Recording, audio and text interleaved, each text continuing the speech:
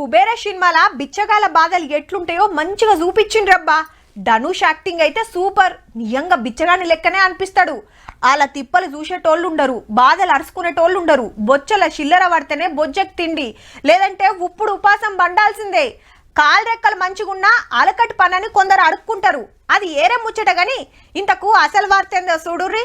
హైదరాబాద్ లా అడుక్కునుడు బంద్ చేసే కార్యం నడుస్తుందిల్లా. సిగ్నల్లు, ఫుట్పాత్లు, బస్టాండ్ల కాడ గట్లనే ఎవరన్నా నగుబడితే మున్సిపాలిటీలు పోయి మందలిస్తున్నారు. పేరేంది, ఊరేంది, ఎందుకు పరిస్థితి వచ్చింది, మీ ఇంటోళ్ళ పేరేందని వివరాలు తెలుసుకొని షెల్టర్ హోమ్ కు తీసుకుపోతాండ్రు. తిండి తిప్పలంతా ఆఫీసర్లే చూసుకుంటారు. నెంబర్ ఉంటే ఇంటోళ్ళకు ఫోన్ చేసి మీ మనిషి మా కాడనే ఉన్నాడని మతలబ్ పంపుతున్నారు. ఇప్పటికే 250 మందిలా 200 మందిని ఎవ్వలింటికి వాళ్ళని తోలిండ్రట. అడ్రస్ తెలిస్తే మళ్ళీ అక్కడ పంపిస్తాం.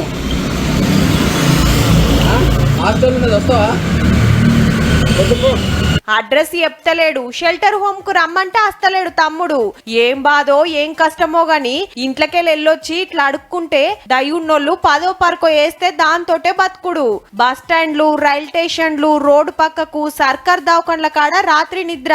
కొడుకు కోడన్లు పట్టించుకోక కొందరు, క్యాలి తప్పి కొందరు. కష్టం శాతగాక అడుక్కునేటోళ్ళు కూడా ఉంటారు. మరి ఇట్లా ఎన్నేండ్లు? అందుకే హైదరాబాద్ మున్సిపాలిటీ వాళ్ళు ఈ కార్యం పెట్టుకుర్రన్నట్టు.